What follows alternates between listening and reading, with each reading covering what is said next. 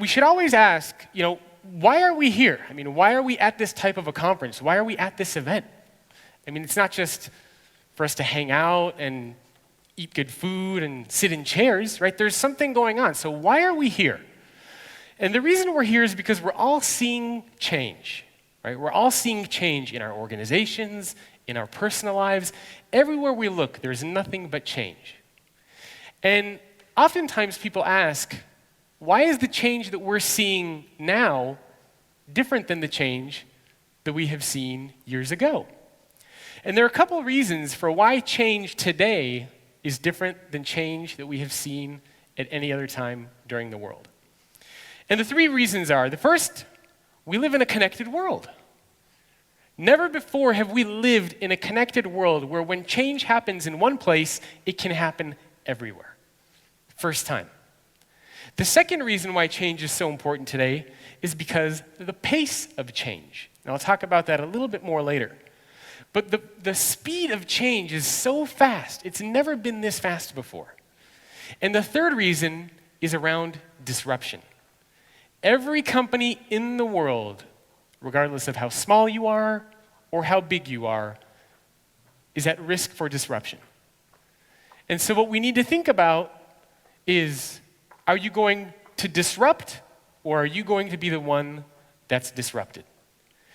And from the research and the work that I'm doing in the companies that I sort of advise, I've never seen a greater opportunity than now for organizations to really start to think about and explore what the future of work is going to look like. I've never seen a better opportunity than now.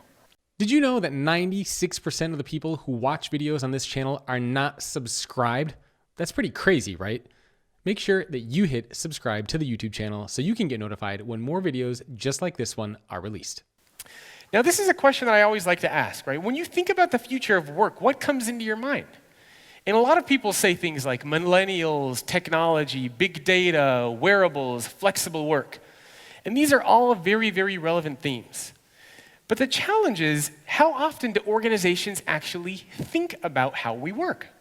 I mean, we spend a lot of time thinking about technology. We spend a lot of time thinking about supply chain, about marketing, about our customers. Right? We spend a lot of time thinking about all these things. But how often do our organizations actually sit and think about how the workplace is changing? What does the future of work actually look like? And why is it starting to look like that? And so that's some of what I want to share with you today. The 5 trends that are shaping the future of work. Now, this is a cartoon that I found that I think very accurately reflects what we're seeing within a lot of our organizations around the world. And for those of you that can't read it, it says our biggest challenge is the time zone difference. In New York, it's 2:45, but at our headquarters, it's 1974. And a lot of people always feel like this. A lot of people feel like the pace of change is so great, but our organizations are so far behind. Why is that? In fact, this is what most people think of our work week, right? Monday morning blues, terrible Tuesdays, hump day Wednesday, thirsty Thursday, and on Friday, everybody is so happy. Does anybody want to guess, out of every day during the week, what day do you think people get the most heart attacks? If you had to pick one day from Monday to Friday, when do people, do you think, get the most heart attacks? What was that? Tuesday? Monday. I hear a couple people saying Monday. Monday is right. Most people get the heart attacks on Monday because after the weekend, they are so stressed out and so scared to go back to work that they get a heart attack. Right? This is the world that we live in. Now, in doing research for the book, I thought I would explore some very basic concepts. What is a manager? What is an employee? What is work? And so I started to go through the dictionary and look up definitions, and I was very surprised by what I found. So this is the definition from the dictionary of what a manager is. If you look at the words in white, these are synonyms for the word manager. In other words, when we think of a manager, we think of a slave driver, a boss, a zookeeper. Right? This is actually in the dictionary. This is ingrained in how we build and structure our organizations. with this idea that a manager is a slave driver and a zookeeper. Basically, this is supposed to be our manager. Right? This is the stereotypical idea of what everybody thinks about when we think of a manager. But what about an employee? What is an employee? Again, this is from the dictionary. Cog, servant, a slave. I can't make this up. This is actually what we refer to and how we think about employees within our organizations. Basically, an employee looks like this guy. Right? This is what we think about when we think about the stereotypical employee. They're expendable. They're just a cog in the machine. And my favorite one is when we look at what is work. And when we think of work, most people think of the daily grind, of drudgery, of struggle, of all these really horrible negative things. So if you put these three words together, we're all just cogs working for a slave driver as we go about our daily drudgery. Wow, work really sucks. But we're starting to see some very fascinating changes happen. Now, one of the reasons why a lot of organizations are struggling today is because of this.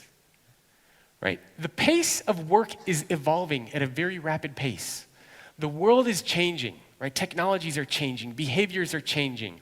The world of work is evolving very, very fast. But the trouble is that our organizations have a very hard time keeping up with the pace of change. And the bigger the gap gets between where the world of work is and where our organizations are, the more disengaged our employees start to become. And I see this time and time again. And all the organizations that are part of the community tell me this exact same thing. We have to be able to close that gap. And so I mentioned that we're starting to see these changes happen, but why is change happening? Well, there are a couple things that we're starting to see. So the first is if we look at how organizations always used to operate, it used to be very top-down. The people at the top make all the rules. They tell you where to work, how to dress, who you should work with, what technologies you should use, when to come into work. Right? All these things started at the top and were pushed down. But now we're starting to see some of this coming from the bottom up. The employees are sharing their own technologies, their own expectations, their own ideas, their own values. And organizations have to adapt. And some of you might be thinking, why? Why does an organization need to change? Well, because if you don't, you won't be able to attract and retain top talent. We're starting to see what employees value and care about today. And it's very different than what they cared about 20 years ago. And so if your company doesn't change, you're going to have a very hard time bringing in this top talent into your company. Now, when we think about the future of work, I think there are two words that sum up the future of work very, very well. And that is challenge convention. So think about all the standard ideas and processes and ways of working and think differently about all of it. And we have to think differently about all of it because we've always had a very big assumption around why organizations exist. You know, if you were to look back 30, 40, 50, 60 plus years ago, organizations existed and they could do whatever they wanted because they knew that employees needed to work there. Right? You all have bills, you have mortgages, you have kids, you have car payments, you have things that you need to spend money on. And so you have to work for an organization. You need to work for an organization. It's the only way that we can live. But that's not true anymore. It's not true anymore. Look at what we're starting to see. You can rent out your apartment on Airbnb. You can become an Uber or a Lyft driver. You can become a freelancer and create a platform on something like Odesk or Elance. You can use a site like Etsy and create your own products and sell them and distribute them to other people around the world. You can go work for a startup. You can go raise money on a site like Indiegogo or GoFundMe. And so organizations are no longer the only place we need to be a part of. And so what does that mean for our companies? The war for talent has never been fiercer. Every organization around the world is fighting for talent. And the big assumption that we've made is that we need to work for organizations. But what organizations are starting to realize is they have to create an environment where people want to work there, not where they need to work there. So that's a big shift that we're starting to see.